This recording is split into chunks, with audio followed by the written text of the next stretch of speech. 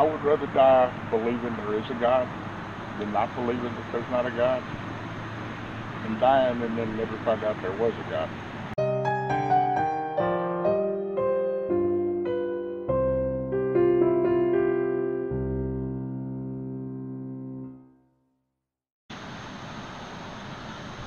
Morning.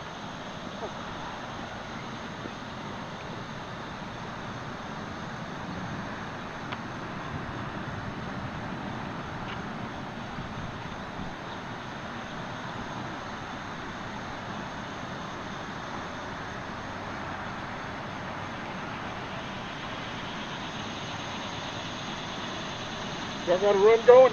What was that? Y'all have a run going? Oh, no, I'm not with the park. Oh. I do short interviews. For what? You get to pick what it's about. So, I do something called Street Epistemology. And I ask you to pick a belief that you really think is true, and then what I do is just ask questions to understand what you believe, why you believe it, and how you conclude that it's true. It could be really anything. It could be supernatural, political. I believe in God. You want to talk about that for 5 minutes? Yeah. Okay. Sure. My name is Eddie, by the way. My name's Gerald. Gerald? Yes, sir, Gerald. I think I recognize you. How do you spell Gerald? Gerald. Gerald. Do you work at the recreation center? I did. Did? Okay, that's how I know you. They know me as Coach Fox. Gotcha. Okay. I used to run, I retired from the city. Gotcha. Okay. All right. So we want to talk about that.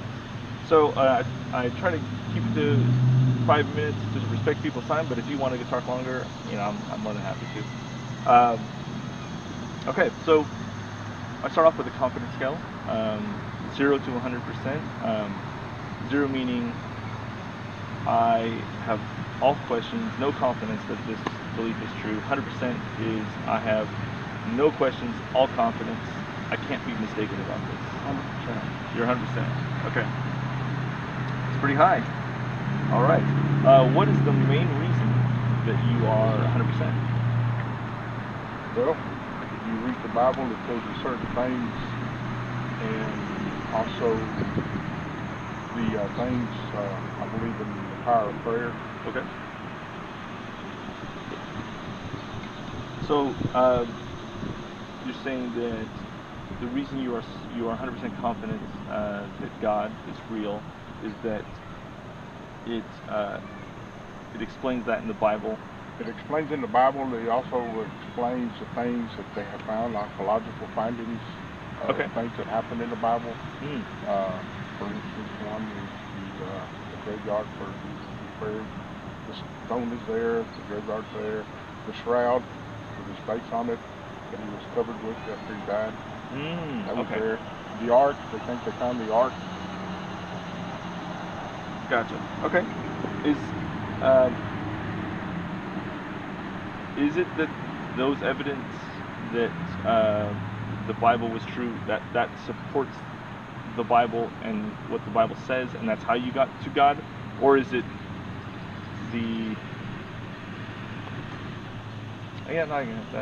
Well, how I got to God is because my family was Catholic, and in a way, each religion believes in God in certain ways. Okay. I broke away from the Catholic Church because their ways is a lot of it is man-made. Okay. And the Bible's a little different. Plus, also, the Bible says, you know, there's prophecies that are going to happen in the Bible. Some have already happened, and some about to happen. Gotcha. Okay. So, hypothetically speaking, and I'm not saying this is the case, but if you were to discover that evidence that we found was not the case, that it was faulty or didn't lead to that conclusion, would that lower your confidence that God exists? No. Okay. I would rather die believing there is a God than not believing that there's not a God, and dying and then never find out there was a God. Okay. So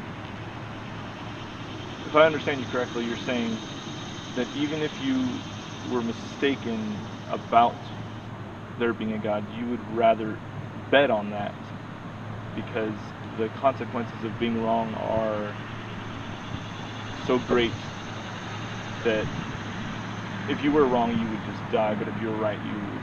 Yes. Okay, I got you. Okay. So, let's say that the Bible wasn't available to you and prayer and prophecy and everything in that was not available to you. You would still believe based off of that that assessment of risk analysis? It's not a risk analysis, it's what you feel in your heart. Okay. So what I feel in my heart, that's what I'm going with. Okay. So, would you say that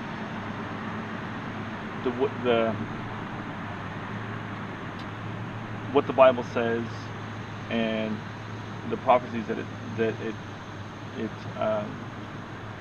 talks about, even if that was not available to you, at the end of the day, it's that feeling in your heart. That comfort feeling. I got you. Okay. And that feeling gets you to that 100%? Yes. Gotcha. Okay. Is feelings a reliable way to come to know something to be true? Yes, I believe so. Okay. So if someone else had feelings that a completely different God or gods exist, would that be a reliable way for them to come to know something to be true?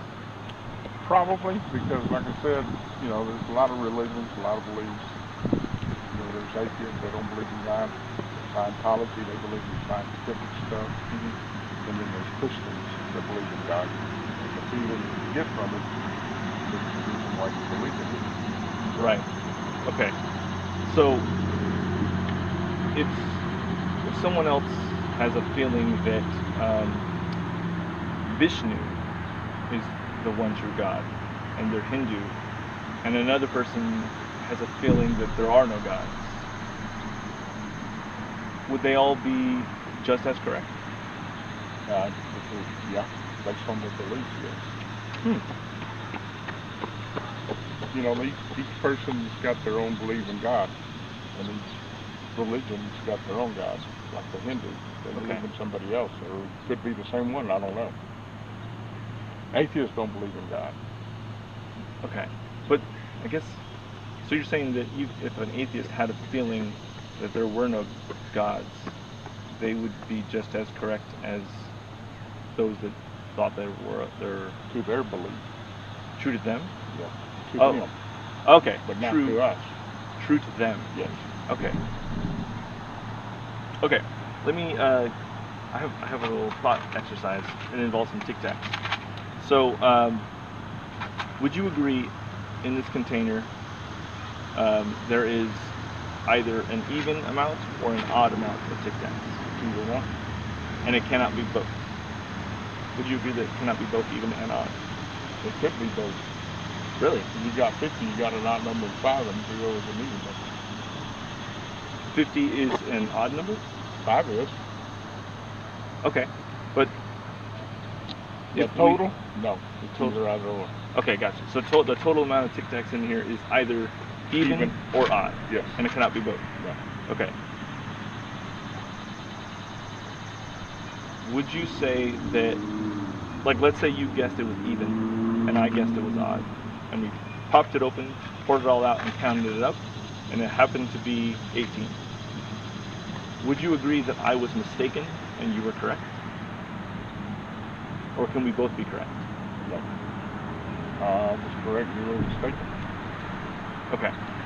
So, thinking about beliefs, if someone believes that there is no God and someone believes that there is a God, why can they both be correct?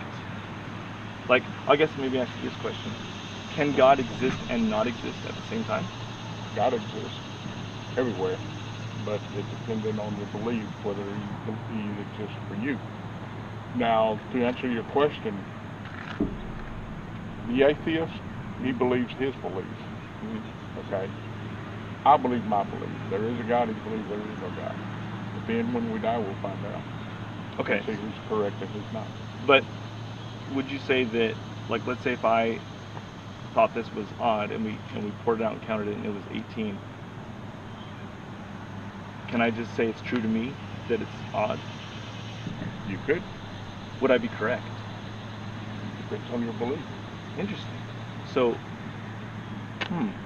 so if I believe that the amount of tic-tacs is odd, even if we count it and it's an even number, I can still be correct. It depends on what you believe. Is there like,